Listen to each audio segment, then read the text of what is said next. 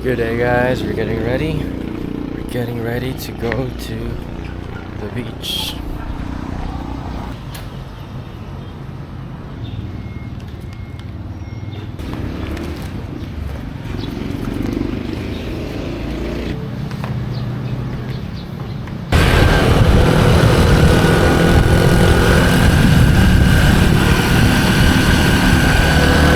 Ano naman?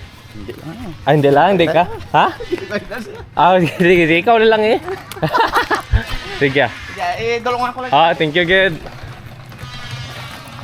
Isang katubig na.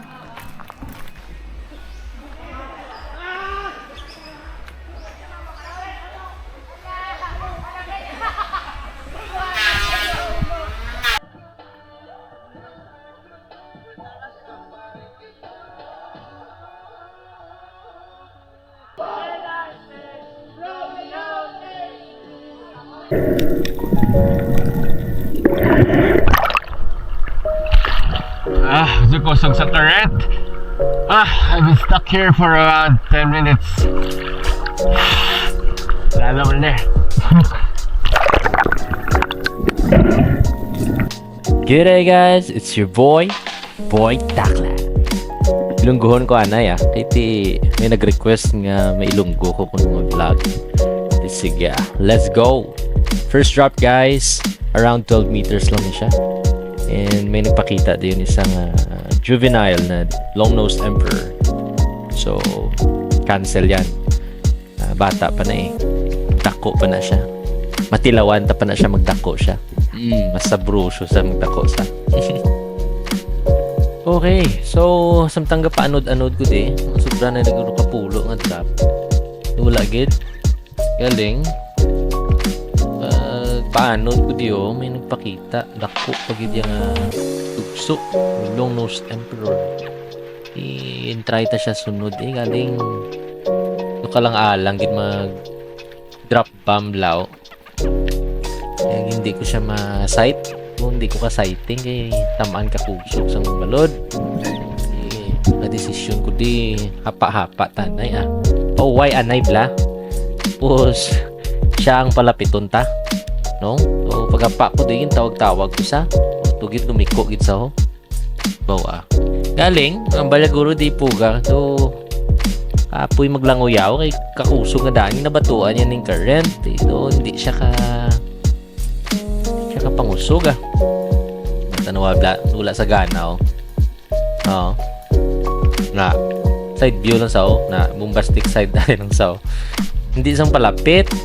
Hindi po gaya nakita na nisa. Yung siya man isang sano. Ang problema basta dugso, guys, kung makita ya kauna, hindi na nasa magpalapit sa imo. Not unless kung nakauna kaya panago kag nagtawag-tawag, kundi siya na yung mangita. Sino nang panawag man, sino nang pangatok nis balay ko man. Uno nami tingugaw.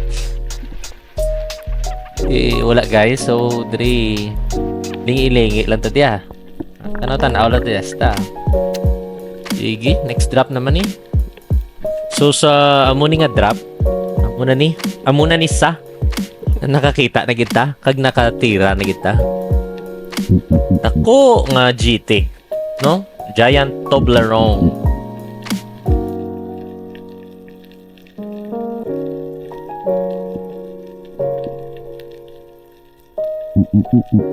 Ang muning isda ni purti ni kadamak no ay palakaw ni sa tay mo nang ginatawag ta nga Giant Toblerone.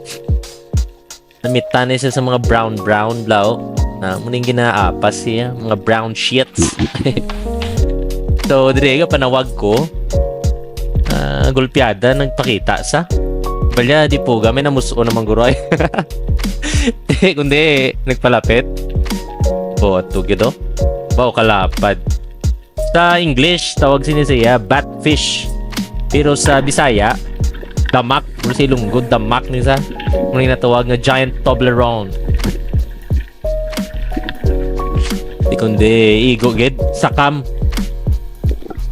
Aray, tanawaw. Ang tinaya, magwabla, tanawabla. Kay puno naka tubol. Tubol. Nao. Kung abrihan ko na, Puno na katubol. Te, sugbawon ta na. Alright guys, so next day na ni siya. Pauway tanay tapos tong tubliron to kay ti kusog-kusog ni gid sang balod. Pauway ta. So ari pagkabuwas na ni, aga pa ko nag workout ng ginagmay nga workout kay para madula bilang excitement. At kung tamaan ka ka-excited antis maglangoy, hindi ka ka-relax. Grabe ka ang heart rate mo bla taas, kusog ti ang imong breath hold nubo. So the more you relax going in sa tubig, the more kang mas dugay maghapa-hapa sa dalom.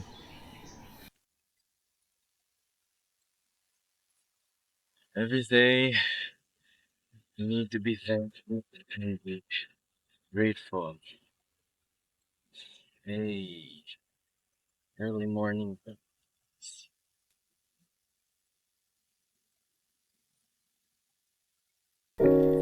So, ano to? Dapat everyday grateful kita dapat. Uwi ta. Everyday we need to be thankful to the Lord. Kita mo tong view? Mari pag ito. Pawikan pa ba katahom nga view everyday. Muning masugupa mo ba ka namin bro feeling. The wave man siya. Relax lang din siya eh, so ako yung disturbo. So, ari na guys, amo na ni siya ang tingin ni kanami nga event niyo kay damo bitfish. Damo bitfish. So, dire nanawag ko may nagpalapit ng mga good size, ng mga isda, ng mga good quality fish na. Example sina araw, nagpalapit ni subungon ng gani niya, midnight snapper, no? Good size na tani, pero sa likod may nabantayan ko. Ari gid ang pinaka-elusive ning isda. Budlay ni dakpo na ang Buffalo Emperor na baw kadakpo Guro mga 4 kilos ni guro. No, dra pa sa nagpundos to nga. Hindi po. Amo ni kabudlay siya guys sa huntingon ang buffalo nga ni hindi ni siya magpalapit lang dayon niya. No, ang tuon mo pa ni sa dapat. Tamo sighting ko ni pero actually wala na may mobra. Gahanda lang ko nga daan kay basi pa lang pumalapit kay may ati pumundo sa ako lang nagpalapit. Hindi. Siya ang nagpalayo. Muna sa kabudlay dakpon guys ang Buffalo Emperor. So diri nanawab lang beto.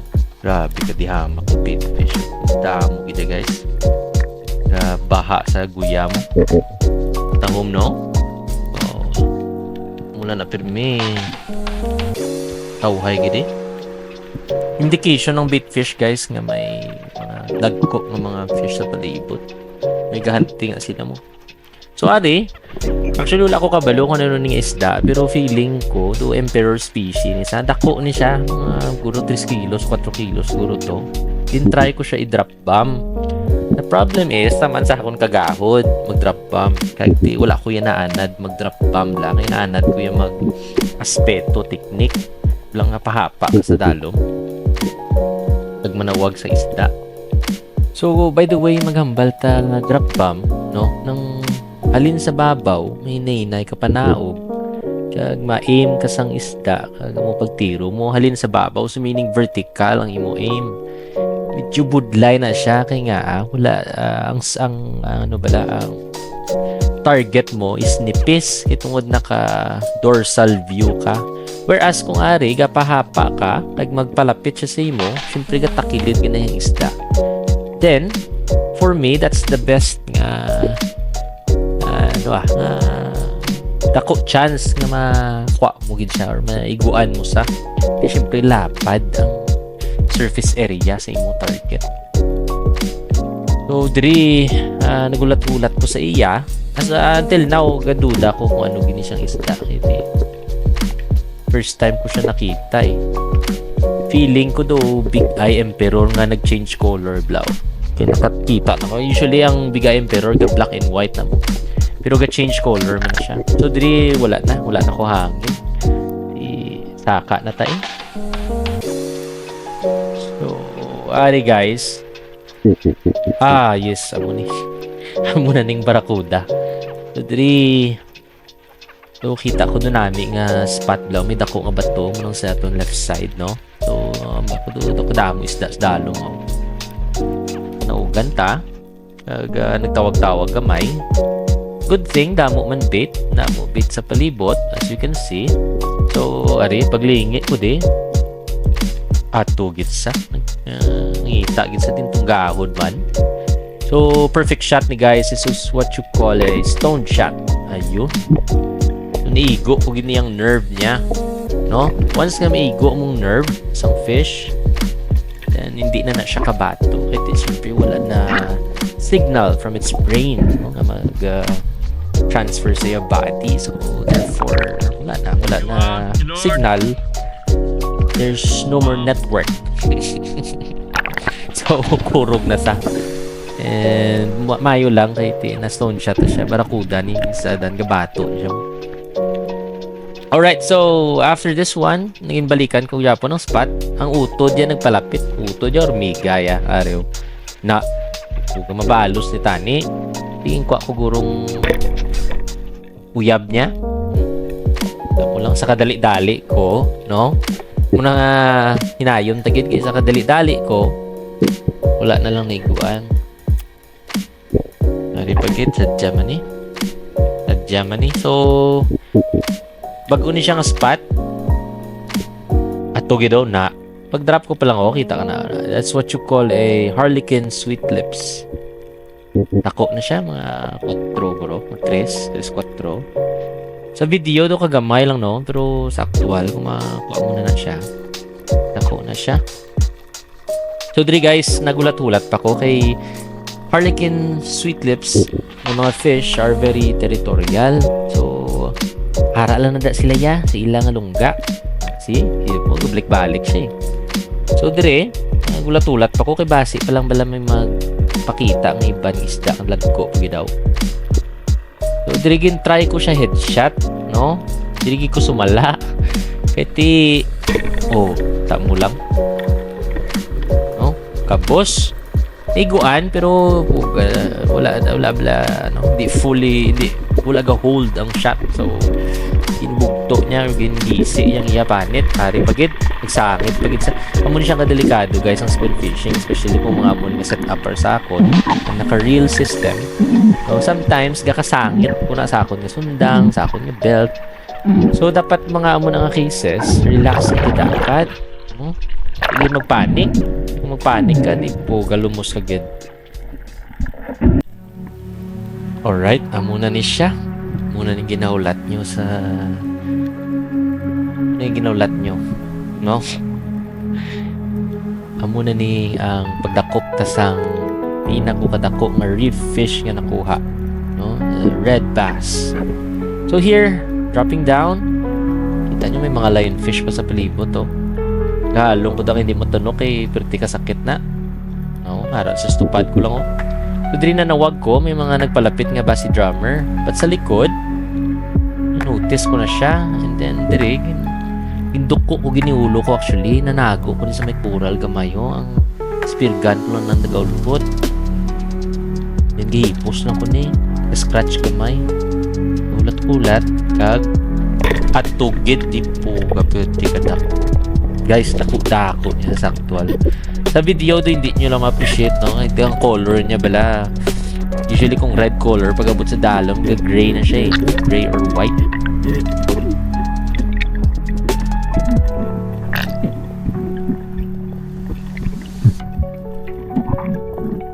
So, gabi, ginbutong niya pa ko ni panaog. No? Iyawan ko di pasaka. Pero relax lang yapon, no? Kuha tahangin.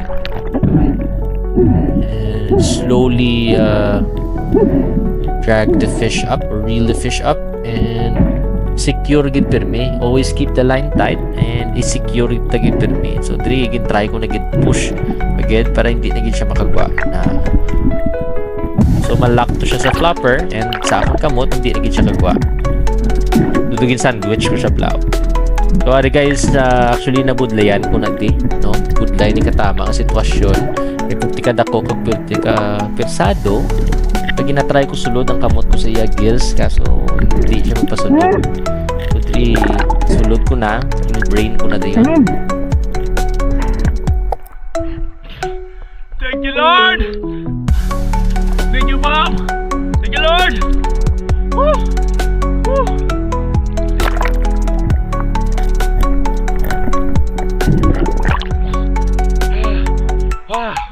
Bad.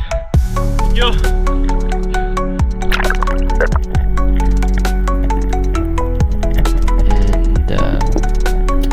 And really thankful gid ko di kay Lord kag sa blessings ang iloy ko no, yung pangimuyo ko gini. Imagine na 2 days puro tanan ano lang pala, napakita lang isda pero hindi gid matiruhan, no? And here, nagkalambod-lambod pa ng linya sa tiil ko. So, muna siya kadelikado guys, ang spearfishing. It's not just about sa fish lang ang makakuha ka. May aftermath pa niya. So, on how you manage the fish afterwards, on how you manage your line, and also on how you secure, no? Hindi ka bala ma-disgrasya. Para magalambod-lambod, no? Ay, kadelikado. So, relax lang yapon, ha? Hindi tabla magpanik. Kung the more ka di magpanik, For 2 days. di na organic. No? So, are, appreciate ang fish. The biggest fish I've ever got.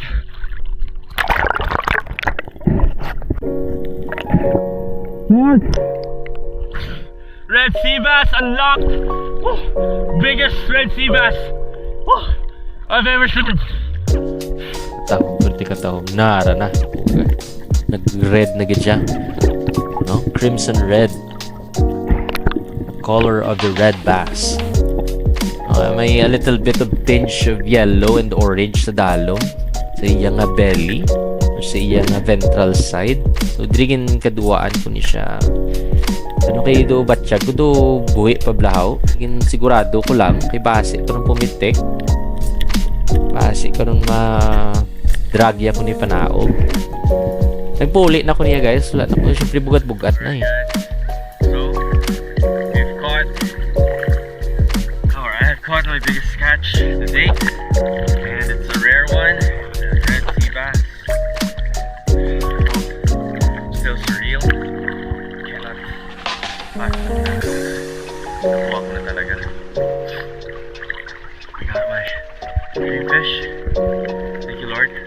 Thank you, Mom, for the guidance. Thank you, Lord. Let's go. So, diri guys, puli ko din na. Dala ko din puling isda para labas-labas pablaw. No? So,